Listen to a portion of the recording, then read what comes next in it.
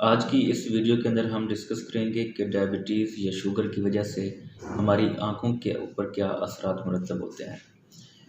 इस टॉपिक को हम दो पार्ट्स के अंदर कवर करने की कोशिश करेंगे, क्योंकि वीडियो पे लेंथी हो जाती है और हमारे जो व्यूअर्स हैं वो बोर हो जाते हैं सुनते सुनते।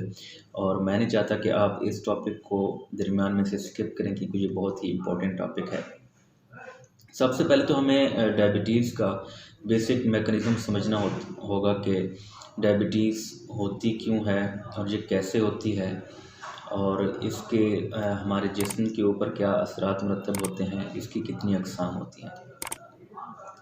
तो हम जो भी खुराक खाते हैं या जो भी खाना खाते हैं, तो वो इसलिए खाते हैं कि हमारी बॉडी के सेल्स को अपनी जो रोज़मर्रा के एक्टिविटीज़ होती हैं उनको अंजाम देने के लिए एनर्जी की ज़रूरत होती है, और वो एनर्जी इसी खुराक से हासिल होती है। जो भी हम कार्बोहाइड्रेट्स वाली चीज़ें खाते हैं तो वो चेंज होती हैं मेटाबॉलिज्म के ज़रिए से ग्लूकोज़ के अंदर, और सेल को जो एनर्जी चाहिए होती है वो ग्लूकोज़ की फॉर्म में चाहिए होती है। अब जब कार्बोहाइड्रेट्स चेंज होती है ग्लूकोज़ के अंदर मेटाबॉलिज्म के बाद, तो ग्लूकोज़ जो है ये ब्लड के अंदर शामिल होकर हमारे जिस्म के हर हिस्से तक पहुंचता है। और यही जो ग्लूकोज़ है जब ये ब्लड स्ट्रीम में दाखिल होता है, ब्लड के अंदर दाखिल होता है, ब्लड वेसल्स के अंदर, तो ये सेल के अंदर डायरेक्टली नहीं जा सकता। इसको सेल के अंदर ले जाने के लिए एक कैरियर चाहिए होता है, और वो कैरियर इंसुलिन की फॉर्म में होता है। इंसुलिन एक हार्मोन है जो कि हमारा पैंक्रियाज या जो लबलबा है वो सिक्रीट करता है, और यही इंसुलिन जो है ये इसी ग्लूकोज़ की एंट्री करवाता है सेल के अंदर।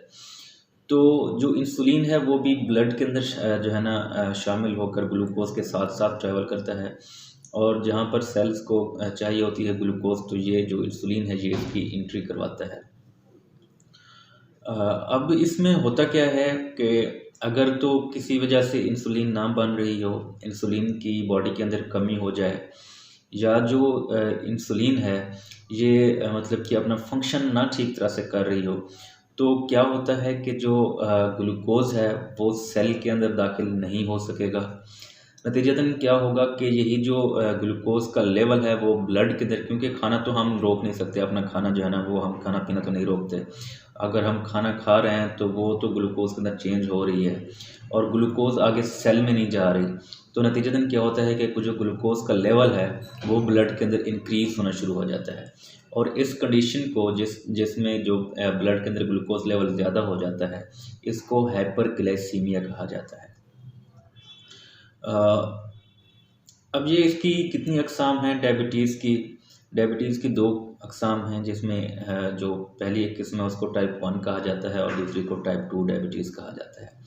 जो टाइप 1 डायबिटीज़ है वो 40 ईयर्स से मतलब कि बिफ़ोर 40 ईयर्स होता है, 40 ईयर्स से पहले पहले, जिसको हम जुवेनाइल स्टेज कहते हैं। और इसमें होता क्या है, ये एक ऑटो इम्यून मैकेनिज़्म होता है। ऑटो इम्यून जो मैकेनिज़्म में क्या होता है कि हमारी बॉडी का अपना डिफेंस सिस्टम जो है ना वो क्या करता है कि हमारे अपने सेल्स को डिस्ट्रॉय करना शुरू कर देता है।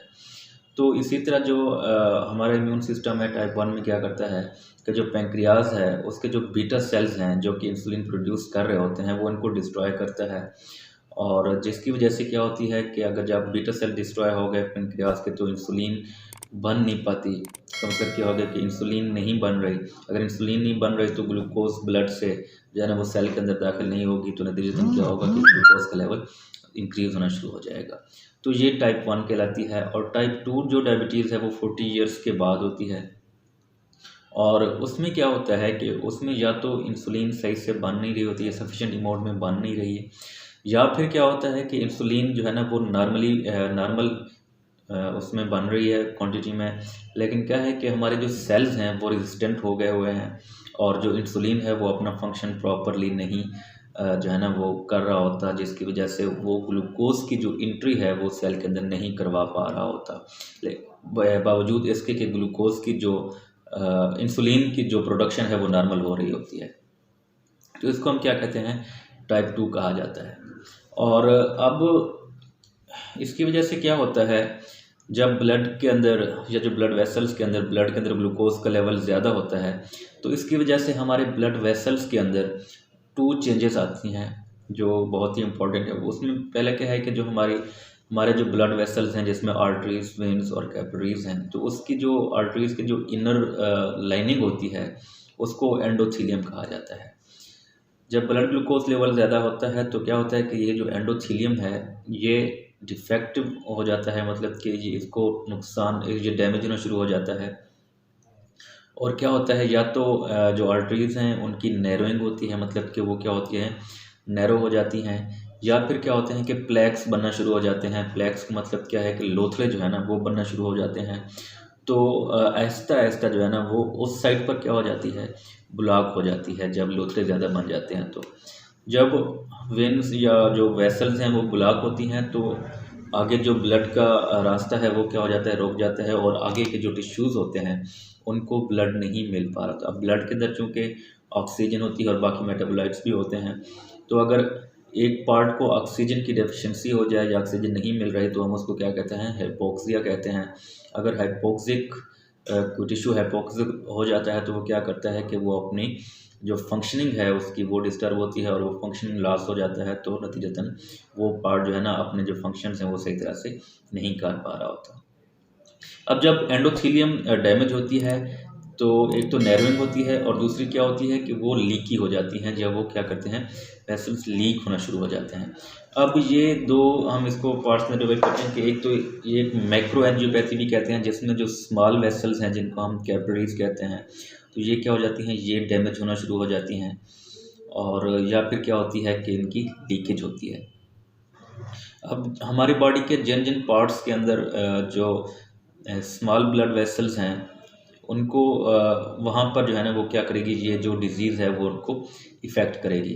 और यही जो ब्लड वेसल्स हैं ये कहाँ पर, ये हमारे ब्रेन में होती हैं, हार्ट में होती हैं, किडनीज़ में होती हैं, और कुछ अमाउंट में लिवर के अंदर भी होती हैं, और आई के अंदर भी होती हैं, स्पेशली रेटिना के अंदर। तो हम चूँकि इस जो है ना टॉपिक में आई को डिस्कस करेंगे, तो नेक्स्ट वीडियो में हम इंशाल्लाह बताएंगे कि जो जब डायबिटीज़ होती है तो इसकी वजह से हमारी आँखों के ऊपर या आँखों के पर्दे के ऊपर क्या असरात मुरतब होते हैं। और इंशाल्लाह आप नेक्स्ट वीडियो के अंदर जो है ना हम सारा कवर करेंगे। तब तक के लिए अल्लाह हाफ़िज़।